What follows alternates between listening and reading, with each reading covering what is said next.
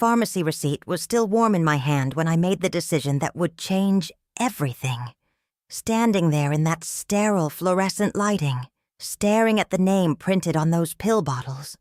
A name that wasn't mine, had never been mine. I felt something inside me finally crack open. Not break. Crack open. Like a seed that's been waiting 63 years to sprout. I walked out of that CVS on March 14th, 2019, and I never went back to the life I'd been living. Not to that pharmacy. Not to that house. Not to that version of myself who'd spent decades swallowing lies along with those little white pills. But I'm getting ahead of myself. Let me back up 24 hours, to when I still thought I knew who I was. My name is Margaret Elizabeth Hutchinson, though most folks have called me Maggie since I was knee-high to a grasshopper. I'm 63 years old now. But back then, March 13th, 2019, I was still 62, still living in the same house I'd lived in for 38 years, still believing the story I'd been told about my life. I grew up in a little town called Riverside, tucked away in the Missouri countryside, where everybody knows everybody else's business, or thinks they do. My childhood was the kind you see in old photographs. Sunday dinners after church, summers catching fireflies in mason jars, winters skating on the frozen creek behind the Johnsons' property. I was the youngest of 3 girls born to Harold and Betty Thompson, or so I'd always been told. My sisters, Catherine, who we called Kathy, and Jennifer, who went by Jenny. They were both quite a bit older than me. Kathy was 12 years my senior, Jenny, 10 years older. By the time I was old enough to really remember much, they were already teenagers with their own lives, their own secrets whispered behind closed bedroom doors. I was the baby, the afterthought, the surprise blessing, as Mama used to say with a smile that never quite reached her eyes. Now, before I go any further, let me tell you something about small-town life in the 1960s and 70s. Things weren't like they are today, where everyone shares every little detail of their lives on the internet. Back then, families kept secrets, real secrets, the kind that got buried so deep you could build a whole life on top of them and never know there was anything underneath. If you're finding value in this story, I truly appreciate your support. A like or a comment helps more people find these stories, and knowing you're listening means the world to me. Thank you for being here. I married young, like most girls did back then. Robert Hutchinson was his name. Bobby to his friends, though I always called him Robert. Seemed more proper, more respectful. He was 24, I was 18, fresh out of high school, with dreams of maybe going to community college, maybe becoming a teacher. But Robert had other ideas, and in 1975, what the man wanted generally happened. Robert worked at the grain elevator in town, same as his daddy had, same as his granddaddy before that. It was steady work, honest work, and he was good at it. We got married in June, right after my graduation, in the same Baptist church where I'd been baptized as a baby. Mama cried through the whole ceremony, which I thought was just mother of the bride emotion. Looking back now, knowing what I know, I wonder if those tears meant something different. Our house was a modest ranch-style home on Maple Street. Nothing fancy, but solid and respectable. 3 bedrooms, 1.5 baths. A yard big enough for Robert to putter around in on weekends. We settled into married life like ducks to water. Or at least that's how it looked from the outside. The years rolled by the way years do in small towns. Predictable, comfortable, unmarked except for the usual milestones. We had 2 children, Michael in 1977 and Sarah in 1980. I threw myself into motherhood the way I'd been raised to do, making sure there were always homemade cookies in the jar, Always a hot dinner on the table at 6 o'clock sharp. Always clean clothes in the drawers and a listening ear when the kids needed it. Robert was a good provider, I'll give him that. He went to work every morning at 6:30 and came home every evening at 5:15, regular as clockwork. He didn't drink much, didn't gamble, didn't run around on me. Or if he did, he was discreet enough that I never caught wind of it. We went to church every Sunday, had the neighbors over for barbecues in the summer, sent Christmas cards with our family photo every December. From the outside looking in, we were the picture of small-town American success, the Hutchinsons, solid as the day is long. But there were cracks in that picture even if I couldn't see them yet. Little things that didn't quite add up, questions that popped into my head and then got pushed right back down, because asking them felt dangerous somehow. Like why Mama and Daddy never seemed entirely comfortable when I came to visit, especially after the kids were born.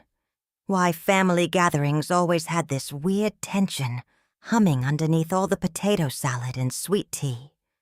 Why my sisters, Kathy and Jenny, looked at me sometimes with expressions I couldn't quite read. Something like pity, mixed with guilt, mixed with relief that they weren't in my shoes. I remember one Thanksgiving. Must have been around 1995 or so. Michael was in high school, Sarah was in middle school, and we'd all gathered at Kathy's house for the holiday. I was helping in the kitchen, mashing potatoes while Mama worked on the gravy, when I mentioned something about how Sarah had my nose, but Michael had gotten Robert's eyes. Mama dropped the whisk, just straight up, dropped it into the gravy, splashing hot liquid all over the stovetop. The look on her face, God, I can still see it clear as day. Like she'd seen a ghost, or maybe like she was the ghost. "You okay, Mama?" I'd asked, rushing over to help clean up the mess. "Fine, honey," she'd said, but her hands were shaking. Just clumsy old me. Kathy had been standing in the doorway. I caught her eye, and she looked away so fast, found something urgent to do in the dining room. I remember thinking it was odd, but I didn't push it. That's what you did back then. You didn't push, you didn't pry, you didn't ask uncomfortable questions. You especially didn't ask questions about family. My daddy passed in 1998, heart attack while he was out working in his vegetable garden. He was 71 years old and had seemed healthy as a horse right up until he wasn't. I grieved him the way daughters do, but looking back, there was something in the way Mama grieved that seemed different. Not just sad, which she was terribly, but relieved maybe. Like a burden had been lifted somehow. The funeral was huge, packed to the rafters with people from all over the county. Daddy had been well liked, respected. During the reception afterward, I overheard the two of his old friends talking in the hallway of the church basement. "Guess Harold took his secrets to the grave," one of them said. "Some things are better left buried," the other replied. I didn't think much of it at the time. Old men always talk like that, like they'd lived through wars and adventures the rest of us couldn't possibly understand. But the memory stuck with me, tucked away in a corner of my mind with all the other little oddities I'd collected over the years. Mama lived another 16 years after Daddy died, staying in the house they'd shared for 53 years. My sisters and I took turns checking on her, making sure she had groceries, taking her to doctor's appointments. She developed diabetes in her later years, then dementia started creeping in around 2010 or so. The dementia was cruel, the way it always is. Some days she knew exactly who I was, could recall memories from my childhood with perfect clarity. Other days, she looked at me like I was a stranger or worse, like I was someone she was afraid of. There was one afternoon, about a year before she died, when I'd stop by to bring her some groceries and help her sort through her medications. She was having what the doctor called a lucid moment, sitting in her favorite armchair by the window, looking out at the bird feeder Daddy had built decades ago. "You know, Maggie," she said, her voice soft and distant. "I always wanted to tell you." "Tell me what, Mama?" I asked, putting away canned goods in her pantry. She was quiet for so long, I thought maybe she'd drifted off to sleep, which she did sometimes mid-conversation. But when I came back into the living room, she was crying, silent tears just streaming down her weathered face. "Tell me what?" I asked again, kneeling beside her chair, taking her papery thin hand in mine. She looked at me with such sorrow in her eyes. "You deserve to know," she whispered. "You always deserve to know." "Know what, Mama? You're not making sense." But whatever clarity had been there flickered out like a candle in the wind. She blinked, looked confused, asked me who I was and why I was in her house. I chalked it up to the dementia, to her mind playing tricks on her. But deep down, in that place where we store the truths we're not ready to face, I knew she'd been trying to tell me something important. Mama died in February of 2014, peacefully in her sleep at the nursing home where she'd spent her final 6 months. She was 87 years old. We buried her next to Daddy in the Riverside Cemetery, under an oak tree that had watched over our family for generations. Going through her things afterward was harder than I'd expected.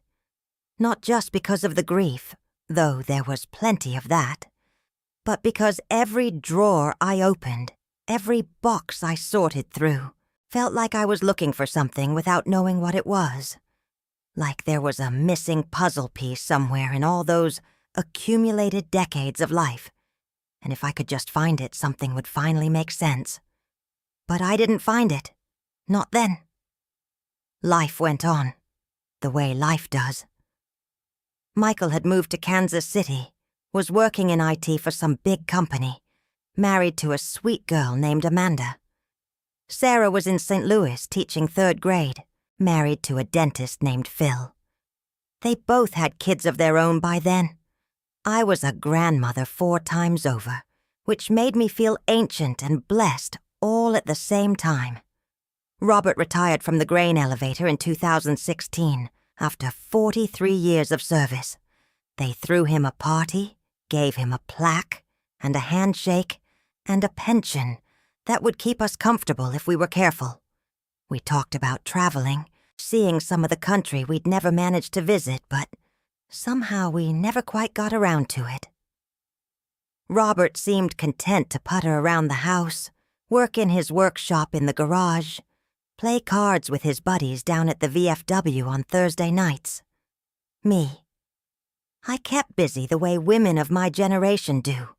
Volunteered at the church, helped out at the food pantry, attended my quilting circle every Tuesday morning, stayed active in the Historical Society, served on the library board, kept my hands busy so my mind wouldn't wander too much.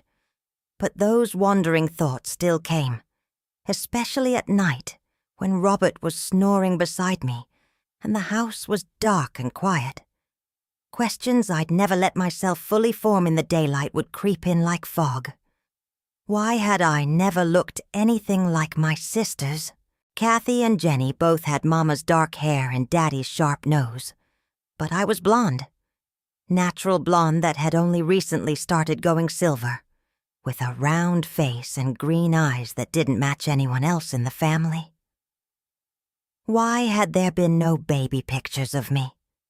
Kathy and Jenny's childhoods were documented in album after album, but my earliest photograph was from my first day of kindergarten. Before that, nothing. Mama always said the camera had broken, that they'd been too poor to get it fixed. But we had photographs of everything else from those years. The house, the car, family gatherings. Just not baby Maggie. Why had Mama cried so much when I got married? And not happy tears. I'd seen her cry happy tears when Kathy got married, when Jenny did. But at my wedding, she'd seemed devastated. That's the only word for it. These thoughts would circle and circle, and then I'd force myself to stop thinking about them.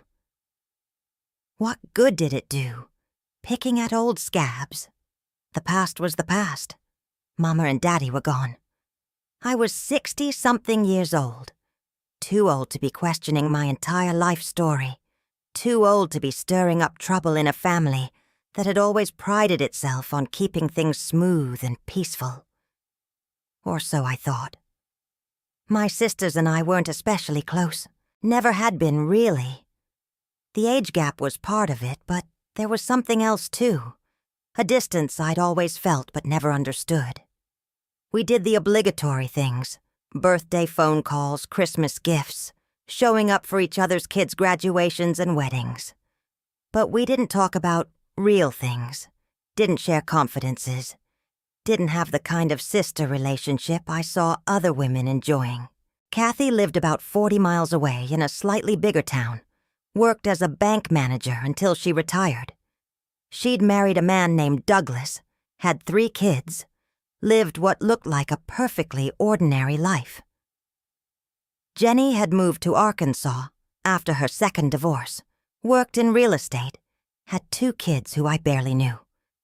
We were connected by blood and history, but not much else. Robert's health started declining in 2017. Nothing major at first, just the usual aches and pains of getting older. Blood pressure that needed monitoring. Cholesterol that crept up despite the medications. The doctor put him on a whole regimen of pills. Something for his heart, something for his blood pressure, something for his cholesterol. Something to protect his stomach from all the other somethings. I became the manager of our little pill pharmacy, which is how I started making those regular trips to the CVS out on Highway 54. Every month, like clockwork, I'd get the text message that Robert's prescriptions were ready for pickup. I'd drive the 15 minutes to the pharmacy, wait in line, collect the white paper bag with his name on it, drive home, and transfer everything into the daily pill organizer that sat on our kitchen counter. It was routine, mundane, the kind of thing you do without thinking when you've been taking care of someone for 40-plus years. Which brings me to March 13th, 2019. It was a Wednesday, unremarkable in every way. I'd gotten the text that morning that Robert's prescriptions were ready. I'd gone about my usual morning routine. Made coffee, fixed Robert some oatmeal, tidied up the kitchen, threw in a load of laundry. Around 10:30, I drove to the CVS. The parking lot was half empty, which was normal for a Wednesday morning. I parked in my usual spot. I was a creature of habit like that, always parked in the same general area. The automatic doors whooshed open, and I was hit with that distinctive pharmacy smell, that combination of antiseptic and air freshener, and the faint medicinal scent that permeates those places. I waved to Karen, the pharmacy tech I'd gotten to know over the past couple of years. She was a sweet girl, probably in her 30s, always cheerful even when the line was long, and people were cranky. "Hey, Mrs. Hutchinson," she called out.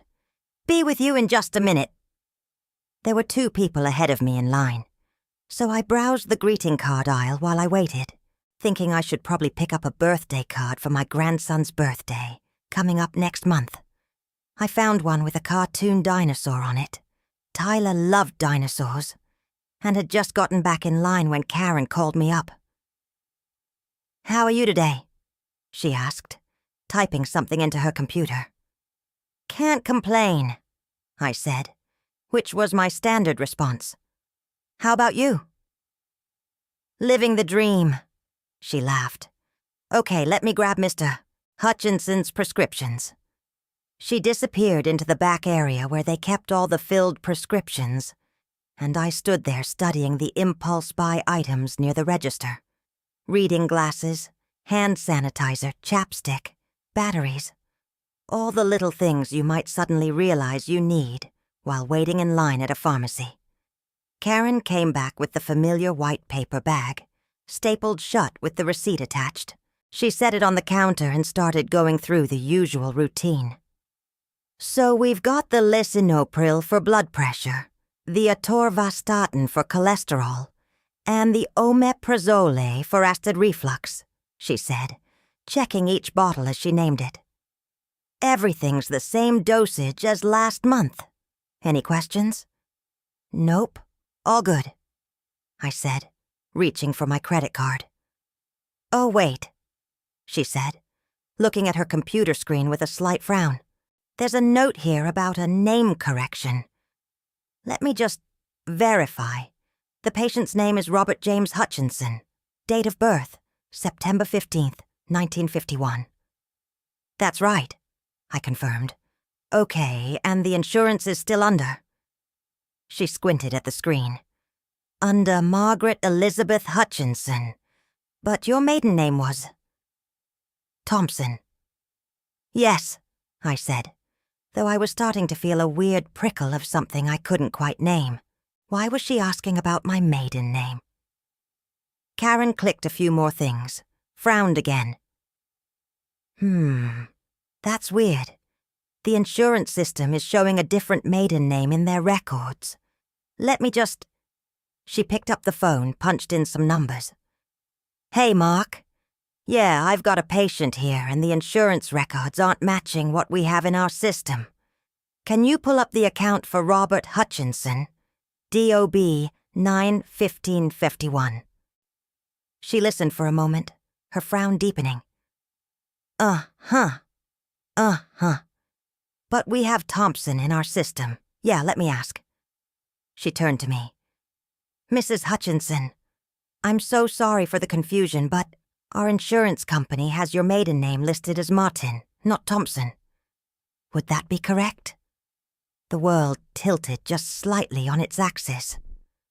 No, I said, my voice coming out steady, even though my heart had started beating faster. My maiden name is Thompson, Thompson. It's always been Thompson. Karen looked uncomfortable now. I'm sure it's just a clerical error on their end. These systems are always messing things up. Let me see if I can...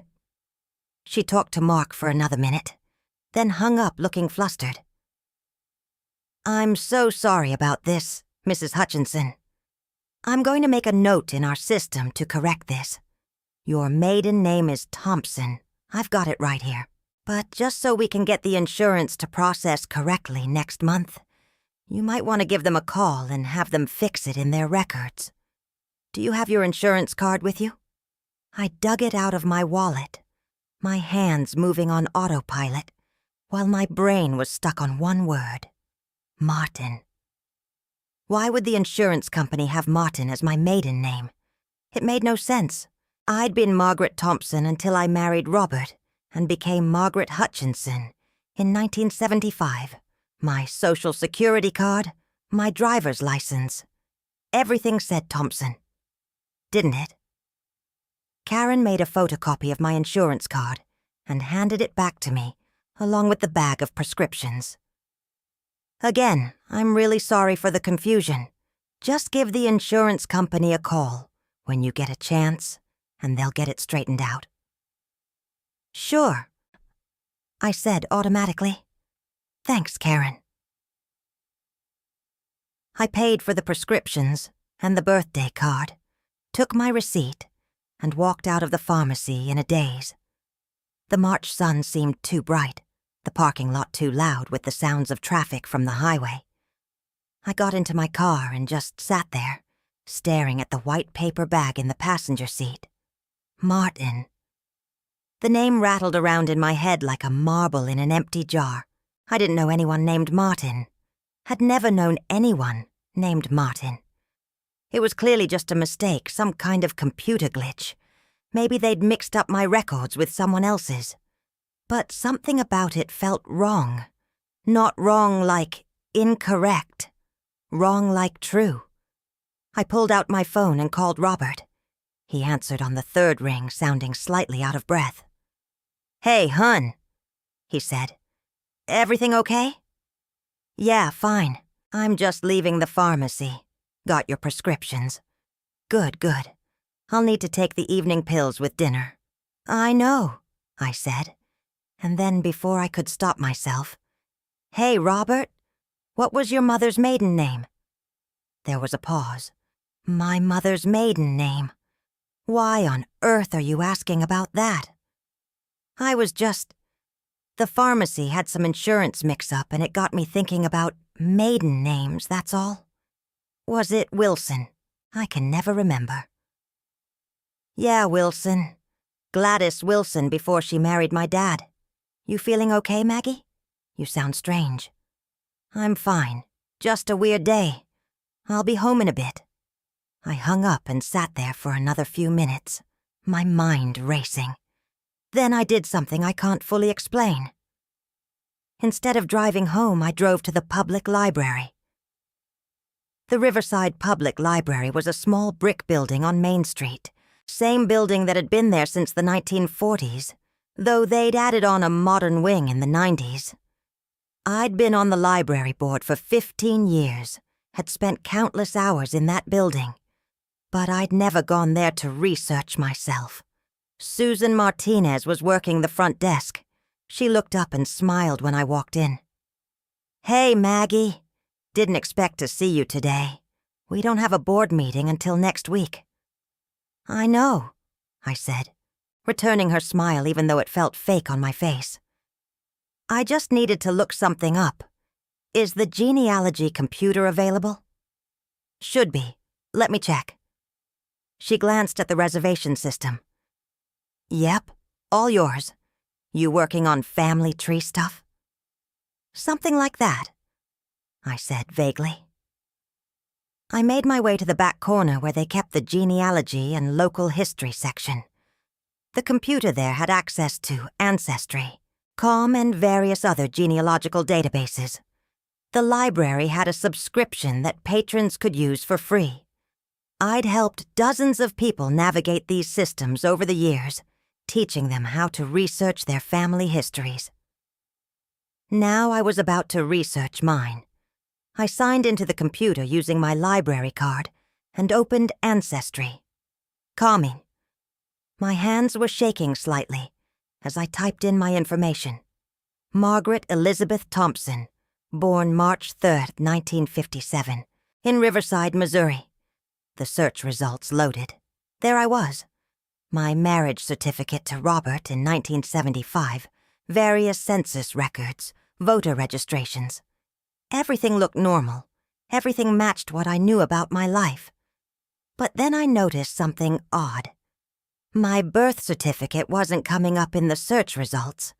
I refined the search, made it more specific, but still nothing. That was strange. Birth certificates were usually one of the easiest documents to find. I tried a different approach. I searched for my parents, Harold Thompson and Betty Thompson, married 1942. Their marriage certificate popped up right away. Then I searched for their children, Catherine Ann Thompson, born 1945. There was her birth certificate, clear as day. Jennifer Marie Thompson, born 1947. Same thing.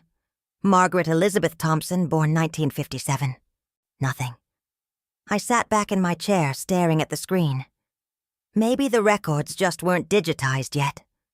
Riverside was a small town, and sometimes the older records took time to get into the online databases. But records from 1957 weren't that old. Kathy's and Jenny's had shown up just fine, and they were from the 40s. I tried searching different databases, different combinations of names and dates. Still nothing. No birth certificate for Margaret Elizabeth Thompson, born in March of 1957 in Riverside, Missouri. It was like I hadn't been born at all. My heart was pounding now, a sick feeling settling into my stomach. I glanced around the library. Nobody was paying any attention to me. everyone absorbed in their own research or reading. I turned back to the computer and tried one more search. Margaret Elizabeth Martin, born March 3rd, 1957. And there it was, a birth certificate from St. Mary's Hospital in Springfield, Missouri. Born to Linda Jean Martin, mother's age 16, father unlisted, baby girl, 7 pounds, 3 ounces, born March 3rd, 1957. The same date as my birthday. I clicked on the document, enlarged it, studied every detail. The time of birth, 3:47 a.m. I'd been told my whole life that I was born in the early morning hours. Mama used to say I came with the sunrise. This birth certificate had my birth time, the exact time I'd always been told. But the mother listed wasn't Betty Thompson. It was Linda Jean Martin, 16 years old, father unlisted. With trembling hands, I searched for Linda Jean Martin. The first result made my stomach drop. Linda Jean Martin, age 16, died March 5th, 1957, at St. Mary's Hospital in Springfield, Missouri. Cause of death, complications from childbirth. Survived by parents Robert and Helen Martin of Kansas City, Missouri. 2 days after giving birth to a baby girl. 2 days after giving birth to me. I don't remember leaving the library. I don't remember getting into my car or driving home. The next thing I clearly remember is sitting in my driveway, gripping the steering wheel so hard my knuckles were white, the white paper bag from the pharmacy still sitting in the passenger seat exactly where I'd left it. My entire body felt numb and electrified all at once. Every breath seemed to echo in my ears, too loud, too fast. The house in front of me, the house I'd lived in for 38 years, suddenly looked like a stranger's house. Like I'd driven to the wrong address by mistake. I was adopted. The thought kept repeating itself in my head like a stuck record. I was adopted. Betty and Harold Thompson weren't my biological parents. My real mother, my birth mother, had been a 16-year-old girl named Linda Martin, who died 2 days after I was born. All those years, all those decades of Sunday dinners and Christmas mornings and family photographs. A lie. Or not exactly a lie, but an omission so massive it felt like the ground had opened up beneath my feet. I walked into the house on shaking legs. Robert was in his recliner watching the Weather Channel, which is what he did most afternoons now that he was retired. "Hey, hun," he said without looking away from the screen. "Got my pills?" I set the white bag on the kitchen counter without answering. My voice wouldn't work right. I was afraid if I opened my mouth, I'd start screaming and never stop. "Maggie?" Robert called out. "You okay in there?" "Fine," I managed to say. "Just need to use the bathroom." I locked myself in our bathroom and stood there staring at my reflection in the mirror above the sink. Same face I'd seen every day for 62 years. Same green eyes, same round cheeks, same blonde hair now streaked with silver. But suddenly, I didn't know who I was looking at. Who was I? If Betty and Harold weren't my parents, if my real mother died when I was 2 days old, then who the hell was Margaret Hutchinson? I thought about all those weird moments over the years. Mama's strange reaction when I talked about Sarah having my nose. The way my sisters always seemed uncomfortable around me. Daddy's secrets that went to the grave. Mama's dementia confession. You deserved to know. You always deserved to know. They'd all known. My whole family had known I was adopted, and nobody had ever told me. The anger that hit me then was like nothing I'd ever felt before. It wasn't the flash-in-the-pan kind of anger that comes and goes. This was deep, bone-level fury that made my hands shake and my vision blur. I gripped the edge of the bathroom sink so hard I thought the porcelain might crack. How dare they? How dare they keep this from me my entire life? I splashed cold water on my face, trying to get control of myself. Robert couldn't see me like this. Not yet, not until I figured out what to do with this information. I needed to think, needed to process, needed to understand the full scope of what I'd just discovered. When I came out of the bathroom, I plastered on a smile that felt like a mask. "I'm not feeling great," I told Robert, which wasn't a lie. Think I might be coming down with something. I'm going to lie down for a bit. "Want me to bring you some tea?" he offered, still focused on the television. "No, I'm fine, thanks." I went into our bedroom, closed the door, and pulled out my laptop. My hands were steadier now, the shock giving way to a grim determination. If my family wasn't going to tell me the truth, I'd find it out myself. I started with Linda Jean Martin. She'd been born in 1941 in Kansas City, Missouri, to Robert Martin and Helen, née Patterson. Martin.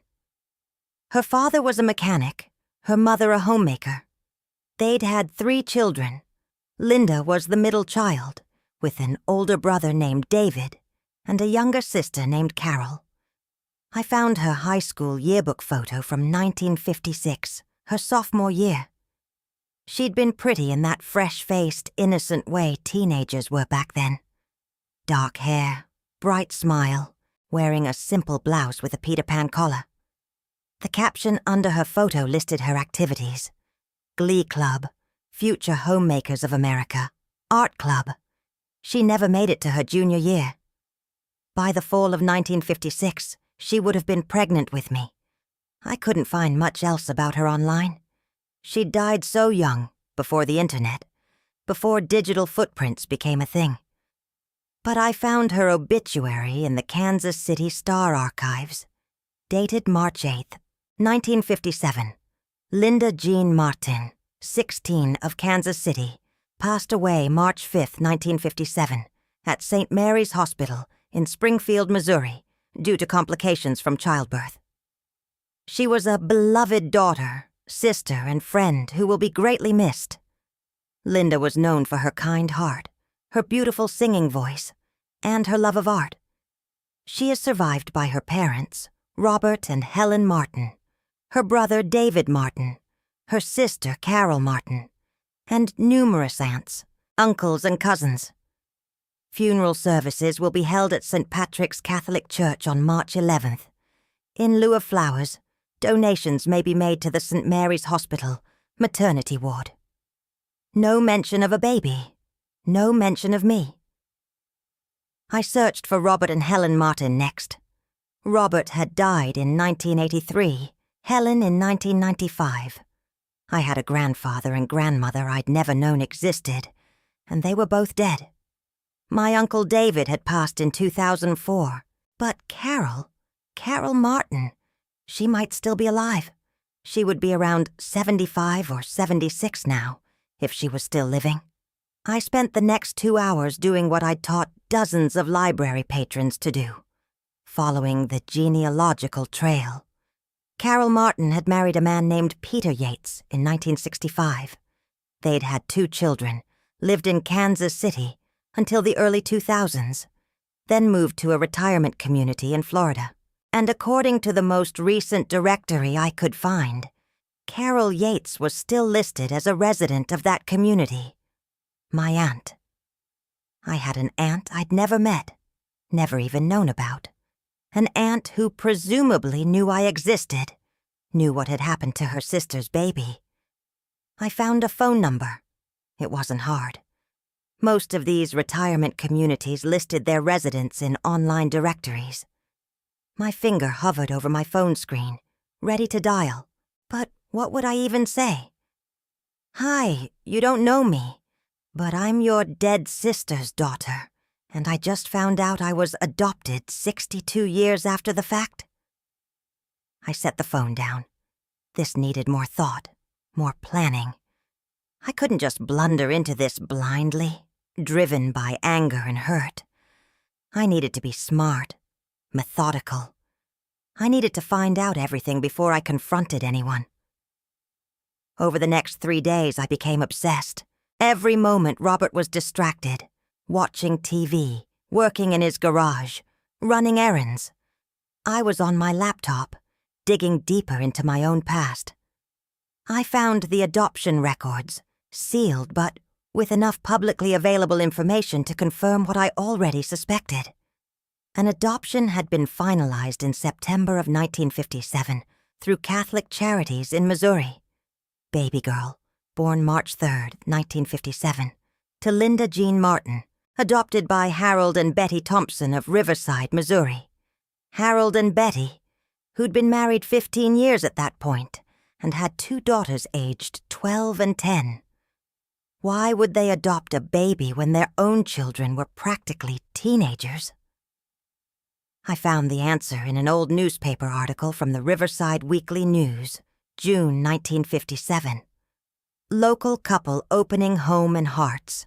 Harold and Betty Thompson have announced their intention to adopt a baby girl through Catholic Charities. The Thompsons, longtime Riverside residents and active members of St. Joseph's Catholic Church, say they've been blessed with the opportunity to provide a loving home for a child in need. It's what God has called us to do, Mrs. Thompson told the Weekly News.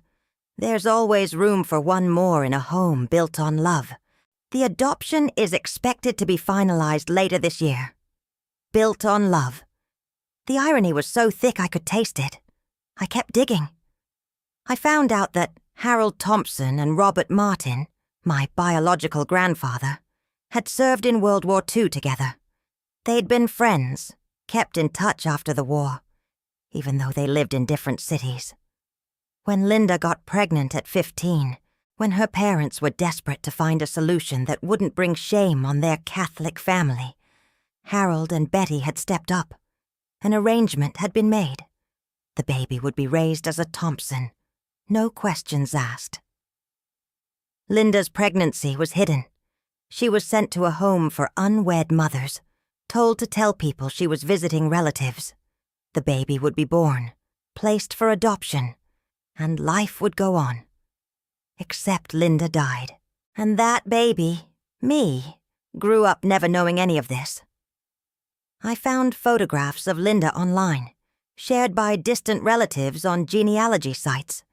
She looked nothing like the sisters I'd grown up with, nothing like Betty or Harold. She looked like me. Same round face, same green eyes, same smile. It was like looking at photographs of myself at 16, if I'd been born in a different era. The anger I'd felt that first day had evolved into something colder, harder. I wasn't just angry anymore. I was calculating. Every time I looked at Robert, knowing he'd lived with this secret too. He had to have known, right? Every time I thought about my sisters who'd kept this from me. Every time I remembered Mama's deathbed, almost confession, the resolve in me grew stronger. I was 62 years old. I'd lived my entire life based on a lie. And I was done living that lie.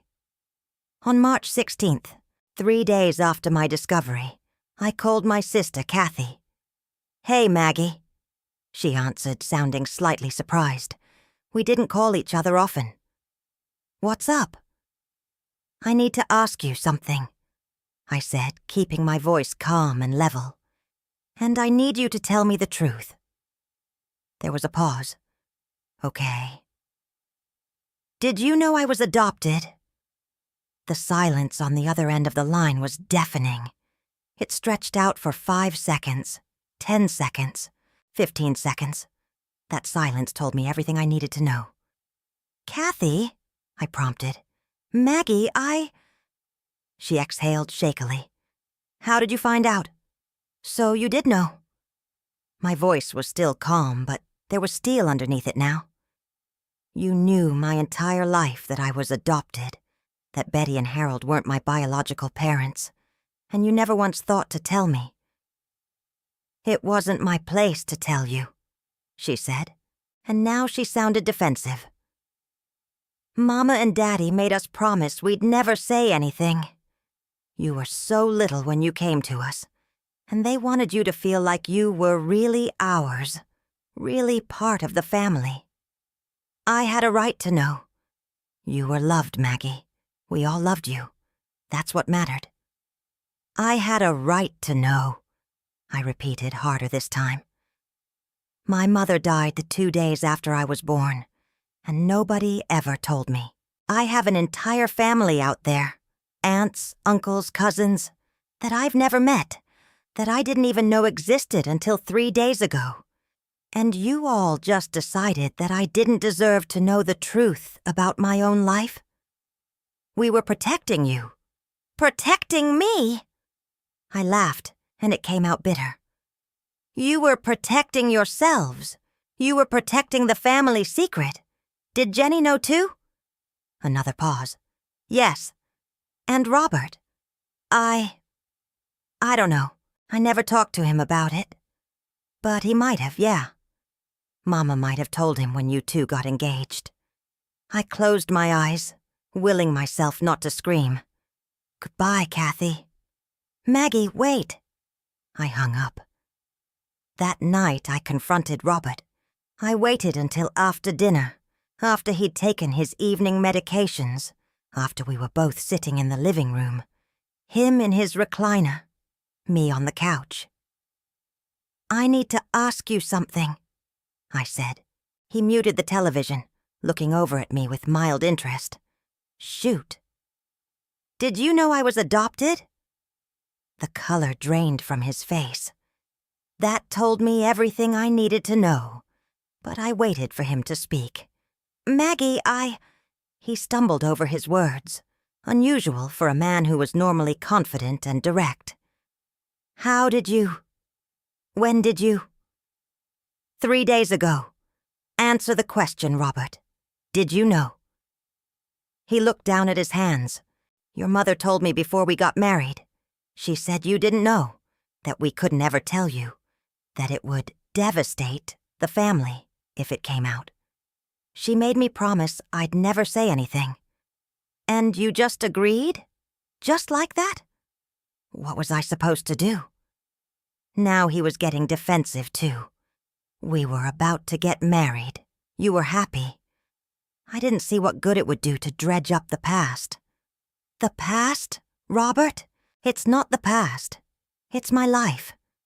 My biological mother died when I was 2 days old, and I'm just finding out about it now, at 62 years old. Don't you think I had a right to know that before now? I was respecting your mother's wishes, he said stiffly. She wasn't my mother. The words burst out of me, loud and sharp. Betty Thompson was not my biological mother. My mother was a 16-year-old girl named Linda Martin, who died in a hospital in Springfield, Missouri. And I never even got to know her name until I found it myself in a genealogy database. Robert looked stricken. Maggie, please. I know you're upset, but... Upset? I stood up, trembling with rage. I am way beyond upset, Robert. I feel like my entire life has been a lie. Every family gathering, every holiday, every time someone told me I had Daddy's stubbornness or Mama's kindness, it was all bullshit. I'm not a Thompson.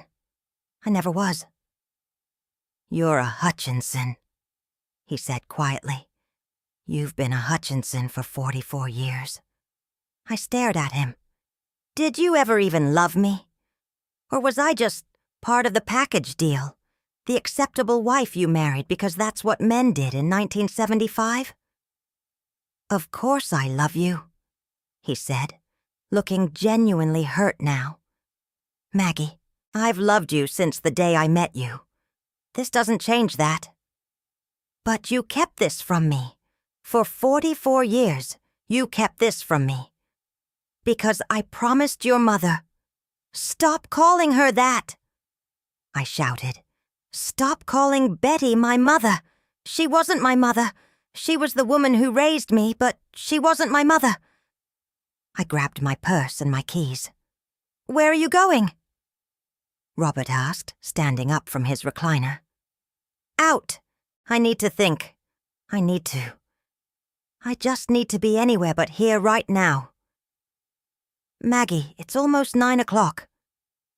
But I was already out the door, getting into my car, pulling out of the driveway. I didn't have a destination in mind. I just drove, tears streaming down my face, the streetlights of Riverside blurring past. I ended up at the cemetery. It was dark, the gates technically closed, but there was a gap in the fence where teenagers snuck in sometimes. I squeezed through it. Barely, I wasn't as flexible as I used to be, and made my way through the maze of headstones by the light of my phone. I found Betty and Harold's graves, side by side under that oak tree. Their headstones were simple granite markers. Harold Thompson, 1927, 1998, beloved husband and father. Betty Thompson, 1925 to 2014, beloved wife and mother. Beloved love. That word kept coming up like it was supposed to make everything okay. I stood there looking at those graves, and I didn't feel sad. I felt angry. Angry at them for lying to me. Angry at myself for never questioning it. Angry at the whole situation. You should have told me, I said out loud to the tombstones. You should have told me the truth. The wind rustled through the oak tree above, but of course there was no answer. Betty and Harold had taken their secrets to the grave, just like that old friend of Daddy's had said at the funeral. Some things are better left buried. But this wasn't one of those things. This was my life, my identity, my story, and I deserved to know it. I drove home around 11, exhausted and wrung out from crying. Robert was still up, sitting in the living room with all the lights on, looking worried. Thank God, he said when I walked in. I was about to call the police. I'm fine, I said flatly. I'm going to bed. Maggie, we should talk about this. Not tonight, Robert. I can't tonight. Over the next week, I threw myself into research with an intensity that probably wasn't healthy. I barely slept, barely ate. Robert tried to talk to me several times, but I shut him down each time. I couldn't deal with him right now, couldn't deal with the fact that he'd been complicit in this lie for our entire marriage. I found Carol Yates's phone number again. This time, I called it. The phone rang 4 times before a woman answered. Hello? Hi, is this Carol Yates? Yes. Who's this? I took a deep breath. My name is Margaret Hutchinson. I was born Margaret Martin on March 3rd, 1957, to Linda Jean Martin. I believe Linda was your sister. There was a sharp intake of breath on the other end of the line. Oh my God. I'm sorry to call out of the blue like this. I only just found out about all of this. About Linda. About the adoption. I was hoping maybe we could talk. Carol was crying. I could hear it in her voice when she spoke.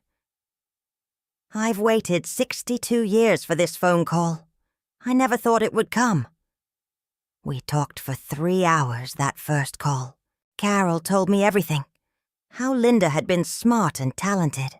How she'd wanted to be an artist. How the pregnancy had devastated their strict Catholic parents. How Linda had been sent away. How she'd died giving birth to me. How the family had been torn apart by grief and shame.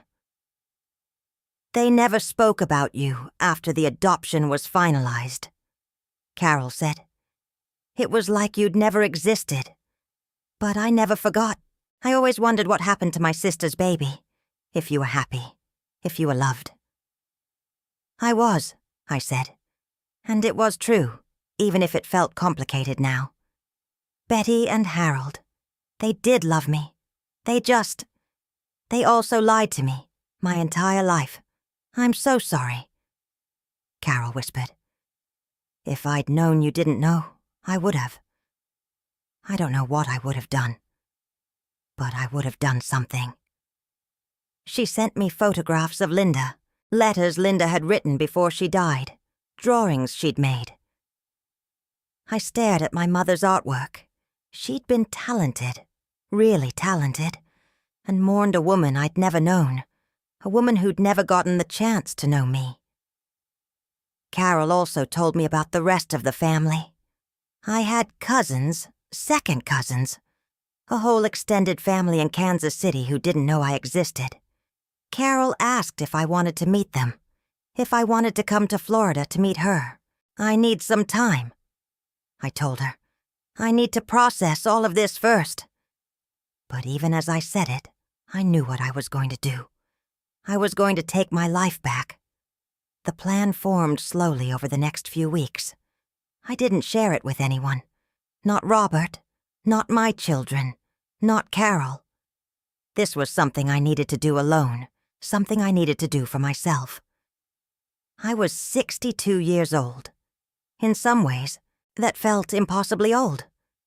More than 6 decades of living, of being, of existing in an identity that turned out to be partially false. But in other ways, 62 felt young. I could feasibly have another 20 or 30 years of life ahead of me. Did I want to spend those years living a lie? Pretending to be someone I wasn't? Staying in a marriage with a man who'd kept my truth from me? Living in a town full of people who'd known and never said a word? The answer was no. I started small. I went to the Social Security office and requested a correction to my records. Showed them my birth certificate, the real one, with Linda Jean Martin's name on it. Explained that I'd recently discovered I was adopted and needed to update my information. The clerk looked at me with sympathy. "This happens more often than you'd think," she said kindly. "People finding out late in life about adoptions. We can get this corrected for you." Next, I went to the DMV, got a new driver's license with my birth name, Margaret Elizabeth Martin. Not Thompson, not Hutchinson. Martin. My mother's name. The name I should have had all along. I opened a new bank account, just in my name, and started quietly transferring money into it. Not all our money. I wasn't trying to rob Robert blind. But my share. Money from my part-time job at the library. Money I'd saved over the years, half of our joint savings. It was my money, and I was taking it. I contacted a lawyer in the next town over, someone who didn't know me or my family. I wanted to understand my options regarding my marriage, regarding my legal identity, regarding everything. The lawyer, a sharp woman in her 40s named Patricia Green, laid it out for me clearly. "In Missouri, you can legally change your name through the courts," she explained. "Given that you were adopted and recently discovered your birth name, the court will almost certainly approve the change. As for your marriage, you have grounds for divorce if you want it. Fraud, lack of informed consent. There are arguments we could make. But ultimately, the decision is yours." "What if I just want to leave?" I asked. "What if I don't want a divorce, I just want to live separately?" Patricia gave me a long look. "That's also an option. Missouri doesn't require you to legally separate or divorce if you want to live apart. But I'd recommend at least getting a formal separation agreement in place to protect your assets and clarify things financially." "How long would that take?" "Couple of months to get everything drafted and signed, assuming he cooperates. Could be faster if you're both on the same page." I thought about it for a moment. What if I just left? What if I took my money, got my own place, and just started over? "You could do that too," Patricia said carefully. "But I wouldn't recommend it without some legal protections in place. At minimum, I'd advise—" "I want to change my name," I interrupted. "Legally, I want to be Margaret Martin again." "We can file the petition tomorrow if you'd like. Let's do it." The name change took 6 weeks to process. During that time, I started putting other pieces in place. I found an apartment in Springfield, Missouri, the city where I'd been born, where my mother had died. It felt right somehow. Circular. A 1-bedroom place in a decent neighborhood, affordable on my library salary and my share of the retirement savings. I signed the lease as Margaret Martin. I contacted Michael and Sarah, my children. That was the hardest part. I couldn't tell them everything over the phone, so I asked them both to come home for a weekend in April. I said it was important. They both came, along with their spouses. We had dinner at a restaurant in town. I didn't want to do this at home. Didn't want Robert to be part of the conversation yet. "Mom, what's going on?" Sarah asked, concern written all over her face. "You've been so weird lately. Are you sick? Is something wrong with Dad?" "I'm not sick," I said, "and your father is fine. But there's something I need to tell you both. Something I only recently found out myself." I told them everything. About finding the birth certificate, about Linda Martin, about the adoption, about the family secret that had been kept for 62 years. I watched their faces go through the same progression of emotions I'd experienced. Shock, disbelief, anger, confusion. "Wait," Michael said, holding up a hand. "You're saying Grandma Betty and Grandpa Harold weren't your real parents?" "Biologically, no. They adopted me when I was a baby." "And nobody told you?" Sarah looked horrified. "Your whole life nobody told you. Not until I found out myself." "Did Dad know?" Michael asked, and there was an edge to his voice. I nodded. "He knew. Grandma Betty told him before we got married, made him promise never to tell me." Amanda, Michael's wife, spoke up. "What are you going to do?" I took a deep breath.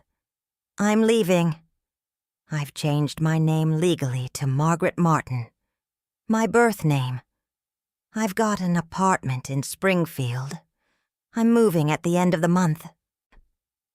"You're leaving Dad?" Sarah's voice was small, shocked. "I'm leaving the life I thought I had," I said carefully. "I love your father, but I can't stay married to someone who kept this from me for 44 years. I can't live in that house, in that town, surrounded by people who all knew the truth except me. I need to figure out who I am, who I'm supposed to be."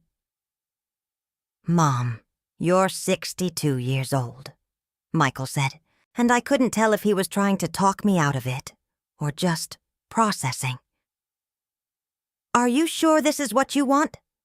I looked at my son, my beautiful, successful son, who had his father's eyes and his grandmother's nose, who I'd raised and loved and sacrificed for, and I spoke the truest words I'd ever spoken. I've spent 62 years living someone else's idea of who I should be.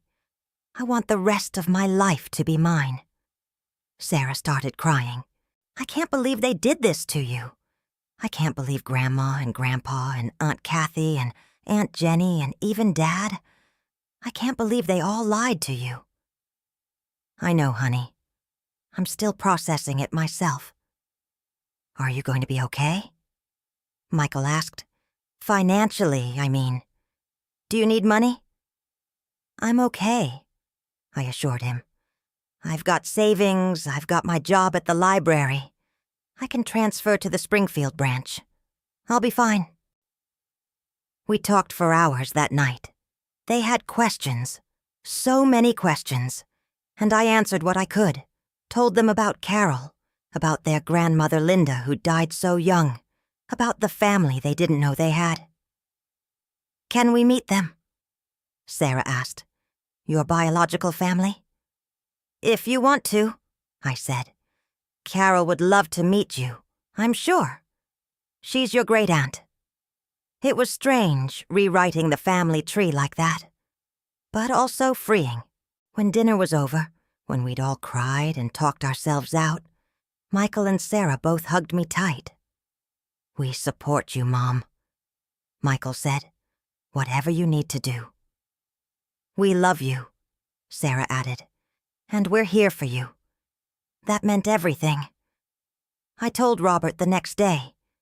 He'd been confused about the family dinner, about why he wasn't invited, and I'd put him off with vague excuses. But now it was time. "I'm leaving," I said simply. We were sitting at the kitchen table, the same table where we'd eaten thousands of meals together over the years. "I've got an apartment in Springfield. I'm moving in 2 weeks. He looked like I'd slapped him. "Maggie, please. Can't we talk about this? Can't we work through this?" "My name is Margaret," I said. "Margaret Martin. I changed it legally. And no, we can't work through this. You lied to me for 44 years, Robert. Every single day of our marriage was built on that lie. I was honoring your mother's wishes." "She wasn't my mother," I snapped. "How many times do I have to say it? And even if she was, even if we're giving Betty the benefit of the doubt that she was trying to protect me or whatever bullshit justification everyone keeps using, you still should have told me. You were my husband. You were supposed to be my partner, the person I could trust more than anyone in the world. And you kept this from me."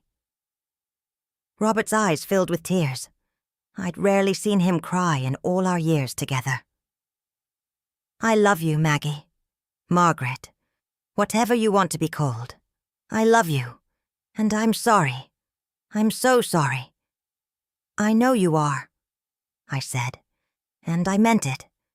But sorry isn't enough. I need to figure out who I am without all of this, without this town, without this family, without this history that was built on lies. I need to be myself for once in my life. "We can move together," he said desperately. "We can start over somewhere new, both of us. You don't have to leave me." I shook my head. "Yes, I do. I'm sorry, Robert, but I do." The next 2 weeks were a blur of packing and planning and dealing with the fallout. Robert moved between denial and anger and grief, cycling through all the stages. My sisters called, trying to talk me out of it, telling me I was making a mistake, saying I was tearing the family apart. The family tore itself apart when you all decided to lie to me. I told Kathy coolly. "I'm just living with the consequences of your choices." I packed up my clothes, my books, my personal belongings. I left behind most of the furniture. Robert could have it, or sell it, or burn it for all I cared. I was taking only what was mine, only what mattered. On moving day, April 30th, 2019, Michael and Sarah came to help me load the U-Haul. Robert watched from the porch, looking broken. But he didn't try to stop me. Maybe he finally understood that this wasn't about punishing him. It was about saving myself. I hugged my kids goodbye in the driveway of the house I'd lived in for 38 years. "You sure about this, Mom?" Michael asked one last time. "I'm sure," I said. I've never been more sure of anything. I got in the U-Haul, started the engine, and drove away from Riverside, Missouri. Didn't look back in the rearview mirror. Looking back was what had kept me trapped for so long. It was time to look forward. The apartment in Springfield wasn't much. Just a basic 1-bedroom in a building full of young professionals and retirees. But it was mine. All mine. I'd picked the furniture, chosen the paint colors, decided where everything would go. For the first time in my life, I wasn't decorating around someone else's preferences or trying to make a space work for a family. This was just for me. I transferred my job to the Springfield Public Library, taking a position as a reference librarian in their genealogy department. The irony wasn't lost on me. The woman who'd uncovered her own hidden family history, now helping others discover theirs, But it felt right. Purposeful. My first week in the new apartment, Carol flew in from Florida to visit. We met at a coffee shop downtown, and when I saw her walking toward me, a woman in her mid-70s with Linda's eyes and Linda's smile, I started crying before we even spoke. "You look so much like her," Carol said, pulling me into a hug. "God, it's like seeing Linda again." We spent 3 days together, Carol sharing stories about my mother, showing me more photographs, helping me piece together the 16 short years of Linda's life. I learned that Linda had wanted to be an artist, that she'd been accepted to an art program at the community college after she graduated high school. I learned that she'd loved folk music, that she could sing like an angel, that she'd had a kind of shy humor that made people love her. I learned that my biological father had been a boy named James from Linda's high school, and that when Linda got pregnant, he'd panicked and denied everything. His family had money, lawyers. Linda's family didn't. It got swept under the rug, and James went on to live his life, while Linda lost hers. "Do you want to find him?" Carol asked. "I could help. I know his family name, where they lived." I thought about it for a long moment. Maybe someday, but not yet. One new family member at a time is about all I can handle. Carol introduced me, via video calls, to my cousins and their children. Linda's brother David had passed, but his kids were still around, scattered across the country. They welcomed me with open arms, no judgment, no weird tension. Just family. It was strange and wonderful and overwhelming all at once. I filed for legal separation from Robert in May. He didn't contest it, signed everything his lawyer put in front of him. We divided up our assets fairly. He kept the house. I kept my share of the savings and my retirement account. We agreed that we'd revisit things in a year, see if either of us wanted to pursue a formal divorce. "I still love you," he told me over the phone when it was all finalized. "I know I messed up, but I still love you." "I know," I said. "But love isn't always enough." Life in Springfield fell into a rhythm. I worked at the library, helped patrons trace their family trees, found satisfaction in uncovering hidden stories. I took an art class at the community college. Painting, because Linda had loved to paint. I wasn't very good at it, but I didn't care. I was doing it for me, for her, for the connection between us. I started seeing a therapist, Dr. Rachel Morrison, who specialized in adoption trauma and identity issues. It helped, talking through all of it with someone who understood the complicated mess of emotions that came with discovering your whole life had been built on a well-intentioned lie. "You're allowed to feel angry," Dr. Morrison told me in one session. "You're allowed to grieve the life you thought you had, even while you're building a new one. These feelings don't have to be either or."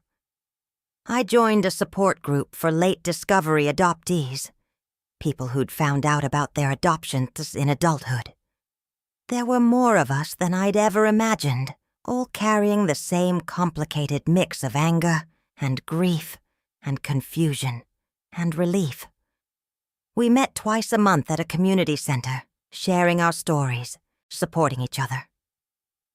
For the first time in my life, I felt seen, really seen, as who I actually was, not as who everyone expected me to be. Sarah and Michael visited regularly, sometimes bringing the grandkids. My relationship with them deepened in ways it never had before. Without the pressure of maintaining the perfect grandmother image, I could just be myself. Messy, confused, healing, real. "You seem happier, Mom," Sarah observed during one visit. "Even with everything being so hard, you seem lighter somehow." She was right. Even in the midst of all the upheaval and uncertainty and grief, I felt more myself than I ever had in Riverside. It was like I'd been wearing a costume for 62 years and had finally taken it off. In July, Carol organized a family reunion in Kansas City, specifically so I could meet everyone in person. I was terrified driving there. What if they didn't like me? What if I didn't fit in? What if this whole thing was a mistake? But when I walked into that VFW hall and saw 25 people all wearing name tags and smiling at me, all of them connected to Linda in some way, all of them connected to me, the fear melted away. "You have her eyes," one of my second cousins said.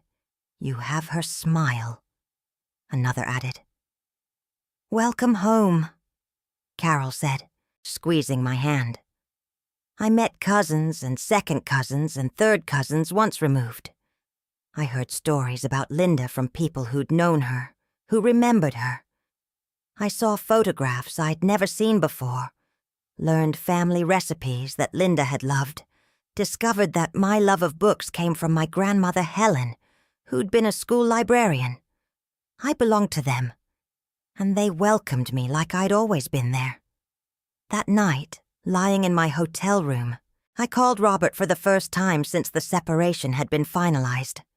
"Hey," he answered, sounding surprised. "Is everything okay?"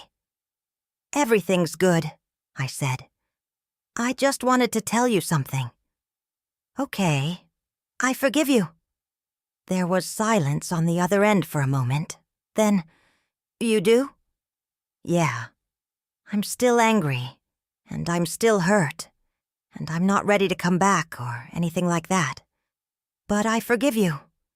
You made a mistake, a big one. But you made it out of misguided loyalty to Betty, not out of malice. And holding on to anger isn't serving me anymore. Maggie, Margaret, thank you. You have no idea what that means to me.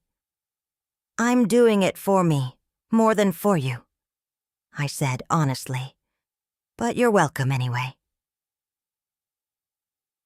We talked for a little while longer, catching up on life. He told me about his garden, about the guys at the VFW. I told him about my job, about the family reunion. It was civil, even warm. Maybe we'd never be together again. But we didn't have to be enemies either. When I hung up, I felt another weight lift off my shoulders. By the fall, I'd settled into my new life so completely that Riverside felt like a distant memory. I'd made friends in Springfield, women from my art class, fellow librarians, people from the support group. I'd created a life that was entirely my own, unburdened by expectations or secrets. I started dating in October. Nothing serious, just casual coffee dates with men I met through the library or online. It felt strange at first. I'd been with Robert since I was 18, had never really dated anyone else. But it was also exciting, liberating. I was 63 years old and going on first dates like a teenager, and I loved every awkward minute of it. One of those dates turned into something more. His name was Daniel. He was 65, a retired history teacher who volunteered at the library. He'd been widowed 5 years earlier, had grown kids and grandkids of his own, and he thought my story was brave, not crazy. "You took control of your life," he said over dinner one night. "At an age when most people are settling in for the long, slow decline, you completely reinvented yourself. That's incredible." "Or stupid," I said with a laugh. "No," he said firmly. "Incredible. We took things slow. Both of us had been burned by long marriages that ended badly. But it was nice having someone to go to movies with, to share meals with, to talk to about life and history and everything in between. I spent Thanksgiving with Daniel and his family that year. Christmas, I flew to Florida to visit Carol, who'd become more of a mother to me in 8 months than Betty had been in 62 years. Not because Betty hadn't loved me. I believe she did, in her own way. But because Carol knew me, really knew me, without all the lies in the way. At Christmas dinner, surrounded by Carol's family, looking at photographs of Linda that Carol had framed and displayed, I felt something I'd never quite felt before. Complete, whole. Not Margaret Thompson pretending to fit in with the Thompsons. Not Margaret Hutchinson trying to be the perfect wife and mother. Just Margaret Martin, being herself, belonging to people who loved her for exactly who she was. "Make a toast," Carol urged me as we all gathered around the table. I stood up, glass of wine in hand, looking around at faces that were still becoming familiar but that already felt like home. I spent 62 years not knowing who I was, I said. And I spent the last 9 months figuring it out. This year has been the hardest of my life, but also the best, because for the first time ever, I'm living as myself. Thank you all for welcoming me, for accepting me, for giving me the family I never knew I had. To new beginnings, no matter how late they come. To new beginnings, everyone echoed, raising their glasses. It's been almost a year now since that day at the pharmacy, March 14th, 2020. The world looks different than it did a year ago. I look different than I did a year ago. Not physically, though I did let my hair grow out and stopped coloring it, embracing the silver. But internally, fundamentally, I'm a different person. I'm Margaret Martin. I'm the daughter of Linda Jean Martin, who died too young, but who gave me life. I'm the niece of Carol Yates, who waited 62 years to meet me. I'm the mother of Michael and Sarah, who've stood by me through this whole crazy journey. I'm the grandmother of 4 beautiful kids who are learning that it's never too late to be brave. I'm a librarian, an amateur painter, a late discovery adoptee, a survivor of family secrets. I'm a woman who walked out of a pharmacy and never went back to her old life. And you know what? I've never been happier. People ask me sometimes if I regret leaving, if I regret blowing up my life at 62, if I wish I just kept living the lie, if I think maybe I overreacted. The answer is no. Absolutely not. Not for a single second. Because here's what I learned. It's never too late to take your life back. It's never too late to demand the truth, to refuse to live a lie, to say, this isn't who I am and I'm done pretending. Society tells us that by a certain age, you should be settled, content, accepting of whatever life dealt you. But that's garbage. I was 62 years old when I discovered my whole life was based on a well-intentioned lie. I could have swallowed that truth, accepted it, moved on while keeping everything else the same. A lot of people probably would have. But I chose differently. I chose myself. I chose my truth. I chose to honor Linda's memory by living authentically in a way she never got the chance to. And that choice, that brave, terrifying, completely insane choice, gave me my life back. If you're listening to this and you're sitting on a truth you're afraid to face, a change you're afraid to make, a life you're afraid to leave, I want you to hear me clearly. You deserve to live as yourself. You deserve to know your own story. You deserve to be free from the secrets and lies that other people decided to keep for your own good. And it's never, ever too late. I went to the pharmacy that day to pick up my husband's prescriptions. I walked out with my whole world shattered and my eyes open to a lifetime of deception. And you know what? I'd do it again in a heartbeat. Because that moment, that horrible, devastating, earth-shattering moment, set me free. I'm Margaret Martin. I'm 63 years old. And I'm finally, truly, living my own life. If I can do it, so can you. Thank you for listening to my story. If it resonated with you, I'd love to hear about it in the comments. And if you know someone who needs to hear this message, that it's never too late to live truthfully, please share this with them. Every like, every share, every comment helps more people find these stories and maybe gives them the courage to write their own. Wherever you are in the world, whatever truth you're sitting on, whatever life you're afraid to claim as your own, I'm rooting for you. We all are. Now go take your life back